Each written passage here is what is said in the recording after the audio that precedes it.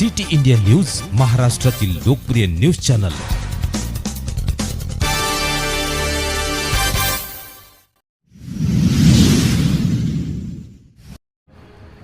सेवक संघटित व असंघटित कामगार संघटना महाराष्ट्र राज्य यांच्या मार्फत भव्य कामगार मेळावा व विविध क्षेत्रातील उल्लेखनीय काम करणाऱ्या कर्मचारी यांचा सत्कार सोहळा मिरज येथे घेण्यात आला। उपस्थित सांगलीचे लाडके अपक्ष खासदार विशालदादा पाटील यांनी उपस्थिती लावून विशेष मार्गदर्शन केले। कार्यक्रमाच्या हितासाठी कायम लढा देणार, कंत्राटी कर्मचारी यांना कायम सेवेत घेणार असे आश्वासन दिले।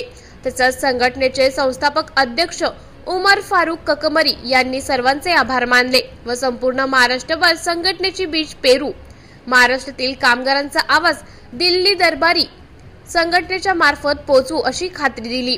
मेळाव्यात सांगली जिल्ह्यातील सर्व पदाधिकारी व सर्व क्षेत्रातील काम करणारा कामगार वर्ग मोठ्या संख्येने उपस्थित होता। सिटी इंडिया न्यूज साठी प्रतिनिधी हरीश छबुताई, दिलीप वाघमारे।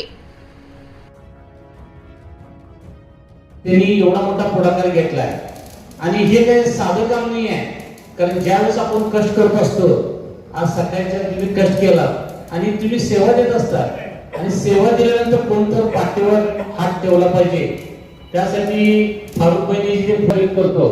कारण करोना काळात एक 7 वर्षापूर्वी लोकांना काही नाही, फक्त कुणाचं देणं घेणं नव्हतं, आपापले सण आपण वागत होतो।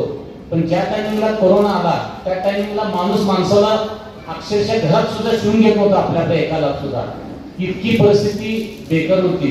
संयुक्त कार्यक्रम आज या ठिकाणी आयोजित केला आहे।